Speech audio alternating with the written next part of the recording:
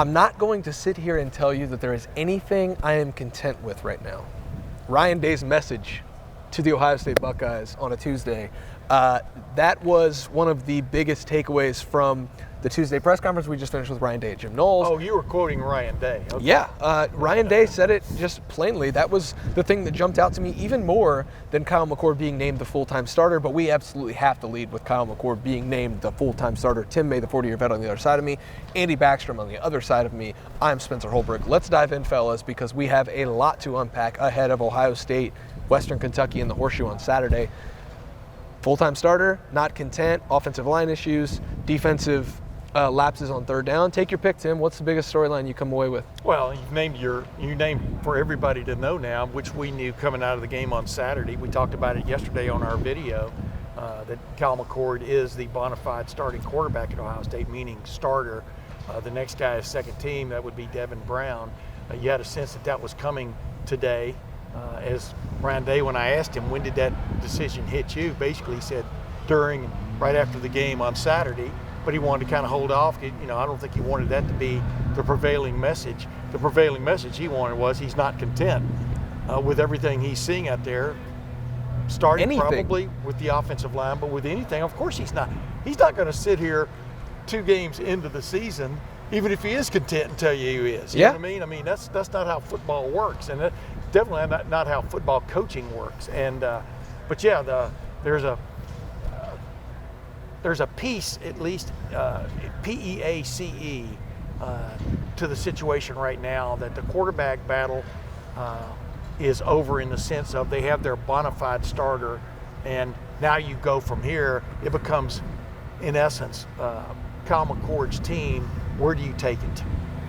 I'm going to go with the defensive side of the ball. We also talked to Jim Knowles, and he talked about a shift in philosophy he's had really over the last year since being at Ohio State, and kind of changing from this havoc-creating disruptor mode. He called it feast or famine approach of being a coordinator of the defenses at Oklahoma State and then previously at Duke, where he had to feel like, I got to make big plays with my defense. I got to create game-changing plays, where now he's just trying to basically maximize the talent without giving up the explosives that burned them last season. And that shift has been evident so far, even in the 2 weeks. They've only given up a combined 10 points, but they have just 1 takeaway. They have 3 total sacks, not many TFLs either. And so the question was asked, are you concerned with, the low amount of takeaways, the low amount of TFL sacks? And he said, well, the priority right now isn't to have those big plays, it's to not give up points. And so that shift was pretty prominent. Yeah, and he gave indications, and when we got to talk to him in late May, early June, wherever that was, and then even in preseason, that was where he was headed with this defense. Every level you coach at has a different level of football player, and we've talked about it how many times about the talent he walked into here. Yeah. Now, don't get in the way of the talent, but now the talent has to deliver, right? Yeah. Right, Spence? And just like you were talking about last year, it's kind of getting used to what you got. You've got a different kind of race car here.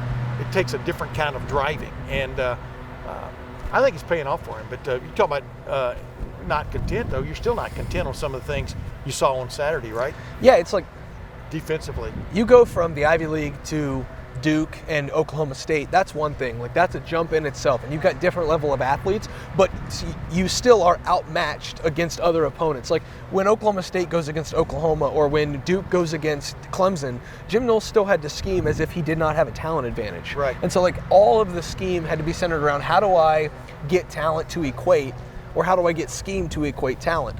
That is not the case here. And so maybe it has taken 15 games, because that's all he's had at Ohio State now, is 15 games to really toy and make sure that he's getting things locked into place. I don't think that he's done shifting philosophies by any means. I think that he's going to continue to evolve this, because as he realizes, okay, I'm even in the micro of, okay, I'm having JT Tuimoloau and Jack Sawyer do this, but if I do that, but because I did that at Duke and Oklahoma State, but if I do this with them, then they're going to see the production and we're going to get a better pass rush. If I do this with Sonny Styles in the slot or Jordan Hancock in the slot, he's going to be maximized, even though that's not what I'm used to. This is going to be even more than last year, where it was just system, guys that fit, go play football. I think this defense is going to evolve more, Andy, this year than it did last year for sure. Well, it has to. I mean, they're coming up on a big test with Western Kentucky. Tim's been talking about it for months, a while now, and it's years. Fair to say at this point, because this is a challenge for this secondary. Yes, they've performed well so far, but they faced a triple option attack in Indiana, and they didn't really even know their quarterback situation, and then they faced an FCS team in Youngstown State. So now this is the first real test against Austin Reed and this offense that likes to throw the ball a lot. I mean, it's borderline air raid. They average 44 pass attempts per game, which means that clock rule probably won't be as drastic in effect unless this they're time completing around. passes, yeah. Right. And so now it makes you think, okay, well, what are they going to do now in this secondary? How are they going to react to this high volume of passes, especially at that free safety spot, which was brought up today? Josh Proctor's still up in the air whether or not he'll be healthy for this game. Last time we saw Malik Hartford getting his first start, but only played that first series. Jim Knowles said he struggled. They wanted to go with Jahad Carter the rest of the way, who's more experienced. Who do we see? Hartford again, Jahad Carter. That's something that's interesting to me. Maybe we see Josh Proctor if he's healthy, but I think that is a big spot in that secondary we need to monitor this week because they're trying to limit those explosives. Well, that's a position that has a big job in limiting those explosives. I think Yeah, it wasn't surprising to see maybe Malik Hartford had a little bit of an anxiety situation going on, making his first start in Ohio Stadium. That carries a lot of weight, you know, and Jahad Carter showed, I think, his chops. The reason they brought him here was his chops, the experience he gained at Syracuse, being one of the better safeties in the ACC. I thought that was for everybody could see that on Saturday. He just brought a little bit of a settling to that defense when he got in there and stuff. But Malik Hartford has a huge upside, as Spencer noted from the first practice we got to watch this preseason. And some guys you just got to bring along a little bit slower, but have them ready, you know, the last 8 games of the year to really make a contribution. Yeah, I think you could even see in this secondary a pairing of Jordan Hancock as a safety, but in the slot corner with Sonny Styles and Lathan Ransom. I think you could see Josh Proctor and Lathan Ransom back there with Jordan Hancock. I don't see a world in which Jordan Hancock doesn't play a majority of the snaps against this team specifically, just because of the way that they throw the ball. But you also need to get Sonny Styles on the field, which obviously is a task for Jim Knowles and for Barry Eliano and that entire defensive staff. Like, I think this will tell us a lot about what they're going to do against Notre Dame, because Notre Dame is going to ground and pound you, but man, like Sam Hartman can sling it. They can't overlook Austin Reed, but they're going to learn a lot about themselves against Western Kentucky that will carry over as they head westward to South Bend afterward. That's probably the most intriguing thing to me this week, even more so than the starting quarterback being Kyle McCord.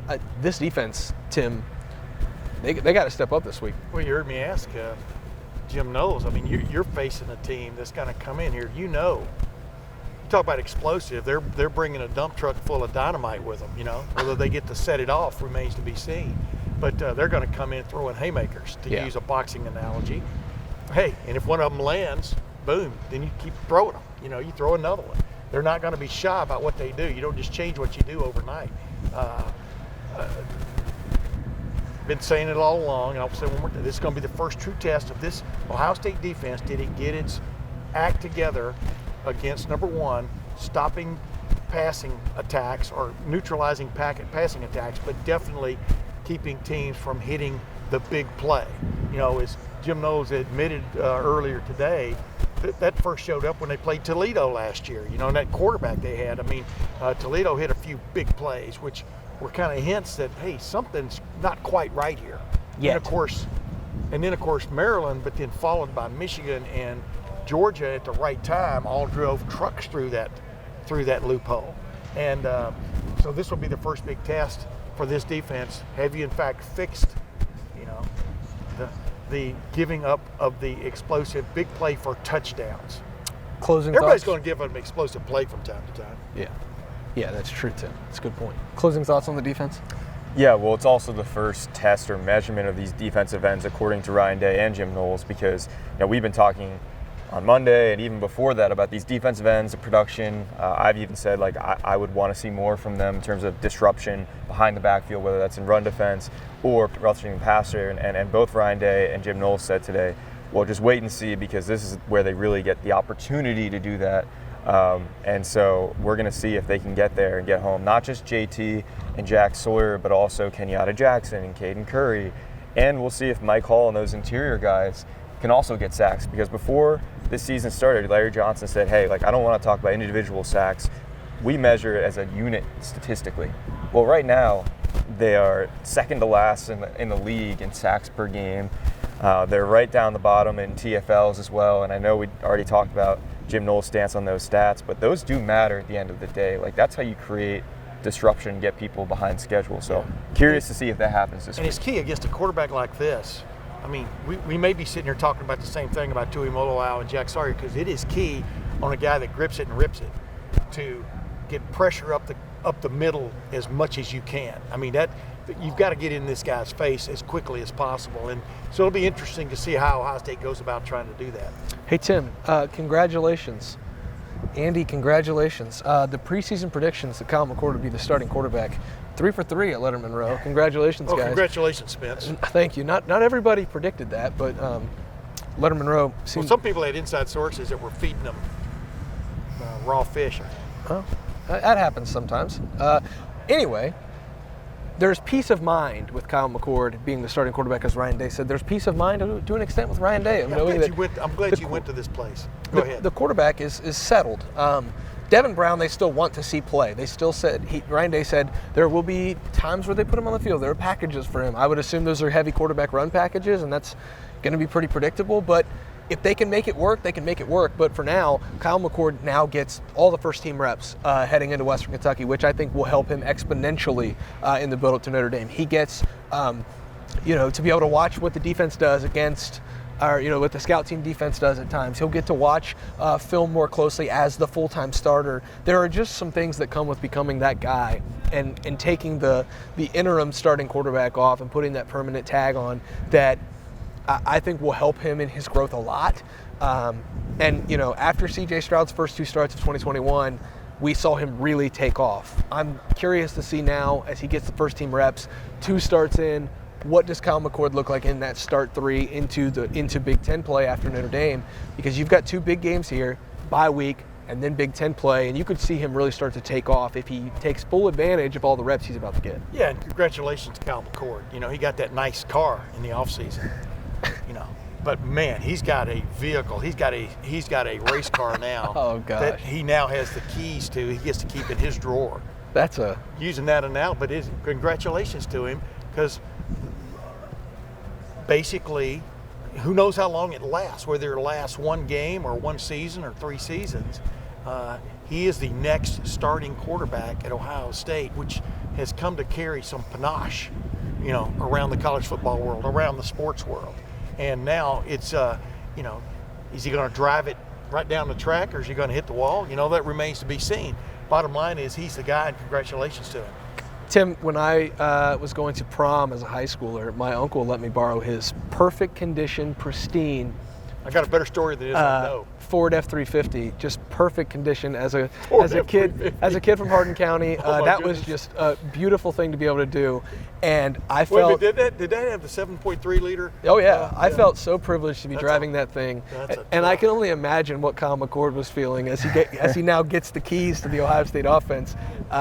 The only problem is I got to borrow it for 1 night. He gets to do it for 3 or 4 months. I've got a better story than that. Well, my brother let me borrow his Pontiac GTO for my first big date with this girl I had been pursuing for a while. He said, whatever you do, don't get stuck. What did I do? You got it stuck. We got out into an area, and next thing I know, I had to get these guys to come pull me out of a sand hole. Didn't get to date her for a month because she was basically her parents grounded. But anything can happen once you get the keys, man. Anything.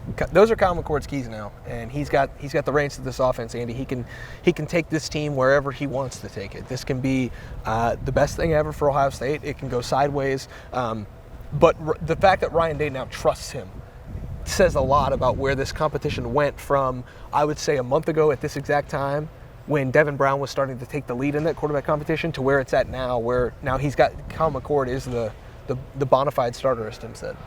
Yeah, I thought, the thing that impresses me most about Kyle McCord is just how cool and calm and collected he is. We talked about it before, but even in his reaction to this news, apparently, Ryan Day said, he's not the most emotional guy. So he was excited, but this was more of a confirmation of the work that he has done. He wasn't like jumping up and down which, I think that's what you want from your quarterback at Ohio State. Like, when he talks to the media, he's very measured. You don't see him getting overreacting about anything in particular. When you're going to South Bend in 2 weeks, that's kind of what you need to have. That's going to be a loud stadium. There's going to be other loud stadiums he plays in this season. Yeah. And so far, I've been really impressed with, even in the game against Indiana, throws the interception, doesn't get to play the next series, comes back and looks a lot better. I think that's been my takeaway more than any of the impressive throws, the connection with Marvin Harrison Jr. It's just the even-keeled response he's had so far, even throughout this entire competition. And the other thing I'll just say with Devin Brown is, I asked Ryan Day, we watched the game last night, right? Jets playing on national television, Aaron Rodgers, everyone's ready. He gets hurt 4 plays in. You're hoping that Kyle McCord's healthy all season, of course, but the backup's always 1 play away, just like McCord was when CJ got hurt in 2021. So they are confident in what Devin Brown can do. Consistency was the main thing that separated these two, but the talent is there. That's what Ryan Day said about Devin Brown. The difference also is Zach Wilson took almost all the meaningful reps in preseason games, as opposed to Aaron Rodgers, who was just watching except for the last game of the preseason.